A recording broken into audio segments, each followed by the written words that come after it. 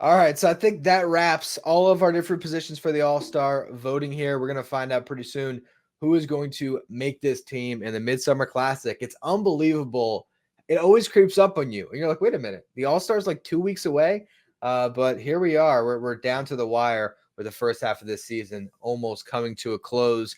And that has brought us to the MVP race, where it is a little bit crowded in the National League right now, because you got to wonder, can a DH only hold on to his lead? When you're Shohei Ohtani, though, these things can, history, I should say, as these things changes. He is a singular force, and it seems like he's heading towards a DH without throwing a pitch, or a DH, an MVP without throwing a pitch. I think all DHs don't throw pitches. He's heading towards winning the MVP this year. For sure. We look, no DH has ever won the award, as you said, no primary DH. And so, I wrote an article about it earlier on in the season that there's just no shot. You almost have to rule it out because of the numbers that you possibly have to put up. We don't know what those numbers are because, again, no DH has ever won it. Again, he's on the same roster as two other MVPs in Freddie Freeman and Mookie Betts. But all of a sudden, with Mookie Betts' injury, now that I think opens the door for that narrative to exist for voters to say, well, wait a minute, Shohei Ohtani has been the one that's really kept the Dodgers afloat. And Freddie Freeman's been really solid this year, but his numbers have not been otherworldly. There's a reason why he did not win that first base battle for NL voting at first base. So we're not really sure what numbers Shohei Ohtani needs to achieve to become MVP, but I think he's getting there. He's getting to some of those historic numbers. And the first thing that comes to mind is, does he need to go 40-40? Does he have to hit 40 home runs and steal 40 bases in order for voters to say, well, he doesn't play the field at all, but shoot, 40-40 is pretty darn rare. I think he needs a total of 80 between home runs and stolen bases. If he's 50-30, I mean, how many guys have gone 50-30? So I think he's going to have to join one of those type of clubs that's, iconic. But I mean, we can see Shohei Ohtani summer months go on a heater and push for 60 home runs. He's at 25 right now through 79 games through half the season. There's no telling what he can do on that side of it. He's at 16 stolen bases. I don't know if he will, push it to 40, because there has to be that desire to steal the bases.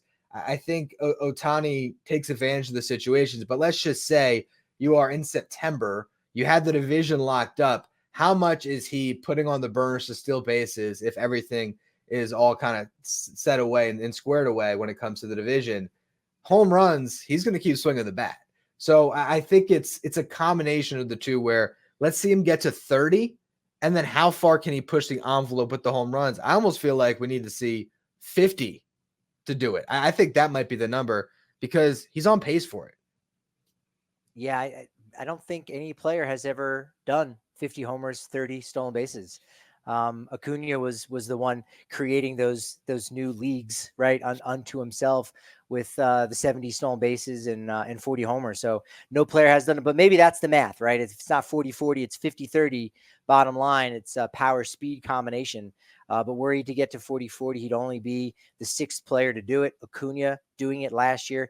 He did win the MVP, the first ever player to do it. Jose Canseco won MVP in 1988. And after that, it gets a little bit crazy, because Barry Bonds did it in 1996, and he finished fifth. Barry Bonds, the guy who had already won multiple MVPs before, he had the best wins above replacement according to Baseball Reference. Granted, in 96, we weren't really using that stat. In fact, I don't even know that was necessarily a public thing at that point. 2 years later, Alex Rodriguez did it. He was ninth in the American League in MVP voting. Also had the best WAR, Alex Rodriguez, in 98. And then when Alfonso Soriano did it, no one really cared, as he did with the Washington Nationals in 2006. He was sixth in NL MVP voting. So it's not a lock. 40-40 is not a lock by any means, but something that is a lock for Ohtani to win MVP as a DH would be winning the Triple Crown. Is that something that Ohtani needs to do to secure the NL MVP in 2024, Ryan?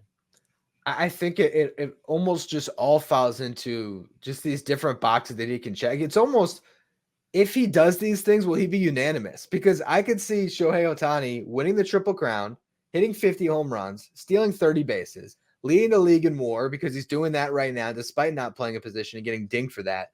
And who knows? As we were talking about before, what if he does pick up right field in September and voters have some highlights of him gunning out runners at the plate at the end of the season? I'm trying to speak this into existence because I want to see it. I want to see this guy do as much as he can. But to me, yeah, I think the Triple Crown would make it an open and shut case. If he's the Triple Crown winner, if he's leading the league in home runs, RBIs, batting average, the season that he would have put together, and also the competition around him, that's the other thing about this MVP race right now. Who is it if it's not Otani? Because Bryce Harper, what was the other guy we were looking at? Well, now he's missing a little bit of time. I don't know how much that's going to impact his total numbers, but it does put him on pause. So I think it's still Harper is the other guy, but I just don't know if it's not Otani, who is it? I don't think Jurickson Profar is winning an MVP this year. So I think that's the other thing where I feel like the sea has cleared a little bit to allow him to get there, but he's got to keep pushing the envelope. Triple Crown, 50 home runs. These are the things that are going to be at the top of his resume when it's all said and done this year.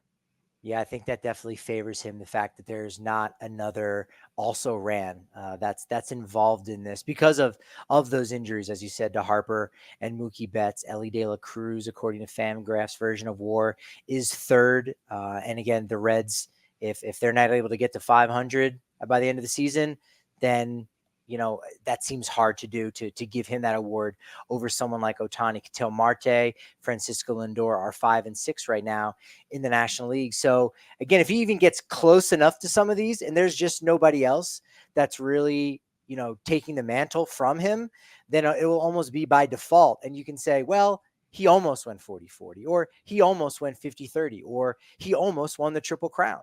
But if he were to win the Triple Crown, I think there's no doubt about it. Even if Harper's there playing, Gold Glove caliber for first base, I think Shohei Ohtani will definitely, maybe not unanimously, there'll probably be one voter out there that votes for Harper. But I very much could see Ohtani winning the MVP this year with a healthy and really great Bryce Harper for majority of the season. If he wins the Triple Crown, we haven't seen it done since Miguel Cabrera in 2012, and we've not seen it in the National League since 1937, Joe Ducky Medwick of the St. Louis Cardinals. That was 87 years ago. If the voters were enamored with Aaron Judge breaking an American League home run record, as they were in 2022, when they gave him the MVP over Otani, then you would have to think that they're going to be enamored with an 87-year-old league record, like no one having won the Triple Crown. I think that could really bode well for him. He's currently first in batting average, hitting 322. He's ahead of Profar at 316 and Luis Arias at 310. Home runs, we know he's number one, 25, ahead of Ozuna's 21 and Harper's 20. RBI is where he's going to need a little bit of support, but he's not very far behind Alec Bohm, who has 65. Ohtani is third with 61 RBI. So he's there in that conversation. And that can more than make up from him not getting to 40 stolen bases, not even getting to 30 stolen bases if he can win the Triple Crown. I think the only thing that's keeping him from it is just a really good narrative. So if Bryce Harper can edge him out for the batting title, he's 19 points behind right now. I don't think he's going to get him in home runs. I don't think he's going to get him in RBIs. But let's just say, Harper hits 40 home runs and he drives in 100 and he ends up beating him out for the batting title at the end. And you're looking up and maybe the Dodgers, they're going to make it, but maybe the Phillies have a 15-game lead in the National, or like maybe the Phillies are just far and away. It's got to be something crazy where you just build that team narrative around Bryce Harper and that gives the voters the edge. But to me, I'd be very surprised if Shohei Ohtani does not win it. And the other candidates beyond Bryce Harper, I mean, you can say maybe Ketel Marte if the Diamondbacks went crazy. Maybe Francisco Lindor if the Mets went crazy. Like there's some guys where you could say, okay, team narrative, can it push them? William Contreras. I just can't see anyone matching the statistics that Ohtani is definitely going to put up outside of a Bryce Harper, who's at least close enough in all the departments right now. No, I think you're right. And, if you're trying to think outside the box, you go, well, maybe this is one of those years for a pitcher to win the MVP award. But, Ranger Suarez being at the top of the pile, or even Chris Sale, who they're both have 3 wins above replacement, according to Fangraphs. I don't know what Ranger Suarez would need to do in order to get that award. Harper would have to be gone for a significant amount of time, but even still, it has to be a very much a historical type season in order for a pitcher to win the MVP. So I don't really see anybody kind of coming out of the blue to win this other than Otani. You're right. I think he has to be the favorite right now.